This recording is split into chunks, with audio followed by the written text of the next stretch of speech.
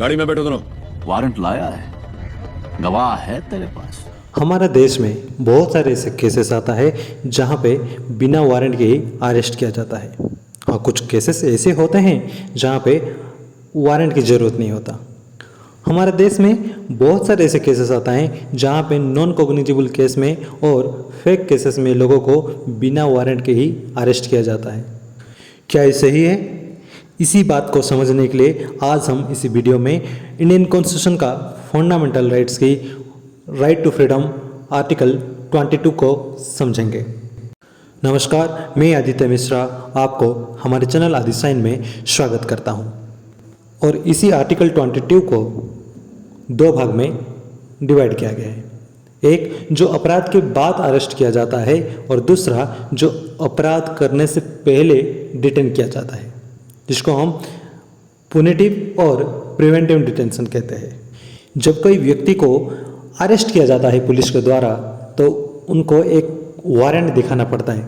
Warrant जिसका मतलब होता है कि आपको किस जुर्म में अरेस्ट किया जाता है उसका कारण। ऐसे नहीं कि आप घूमने के लिए बाहर निकले और बिना वारंट की आपको पुलिस लेके जाएगा, आपको वारंट दिखाना पड़ता है।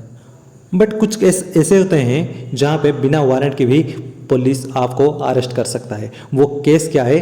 Cognizable case. वो कॉग्निजेबल केस क्या होता है? जैसे कि रेप हो गया, मर्डर हो गया, ये सब केस में आपको बिना वारंट की अरेस्ट किया जा सकता है। अगर आपका कोई दोस्त नहीं तो आप भी पूछ सकते हो वारंट लाए हो। अगर उनके पास आपकी अरेस्ट की वारंट नहीं है तो आप अंडर आर्टिकल 22 के ए के दायरे इसी मुद्दे को उठा सकते हो कोर्ट में। साथ ही साथ ये आर्टिकल ये भी कहता है कि अरेस्ट के बाद आपको 24 घंटे के अंदर मजिस्ट्रेट के पास लिया जाएगा। पहले क्या होता था ना, जब भी एक व्यक्ति को अरेस्ट किया जाता था उसकी अरेस्ट करने के समय को मिसमैच करके उसको 24 घंटे से ज़्यादा तक कस्टडी में रखा जाता था।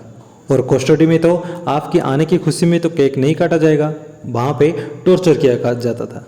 तो आपको यहाँ पे समझना पड़ेगा। तो इसमें क्या होता है ना, जब भी किसी को अरेस्ट किया जाता था तो उसको तो 24 घंटे के अंदर अंदर उसको जज के पास लिया जाएगा। इसी बीच में वो पुलिस स्टेशन से जज के पास लेने के समय को काउंट नहीं किया जाएगा। साथ ही साथ अगर वो दिन छुट्टी रह गया तो उस दिन को भी काउंट नहीं किया जाएगा।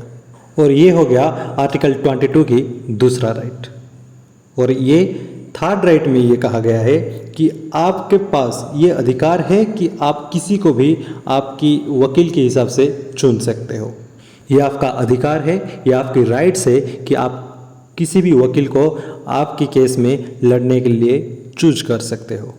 पर जिसके पास इतना पैसा नहीं है, जो एक वकील को हायर नहीं कर सकते, उनके लिए गवर्नमेंट की तरफ से एक वकील देता है। और ये था आपका तीसरा राइट। पहला है कि बिना वारंट के आपको अरेस्ट नहीं किया जा सकता, और दूसरा है कि 24 घंटे के अंदर आपको मजिस्ट्रेट के पास लिया जाएगा, और तीसरा ये है कि आपकी मर्जी से आप वकील को चूज कर सकते हो। और अभी समझ लेते हैं आर्टिकल 22 का दूसरा पहलू यानी सेकंड टाइप क्या था।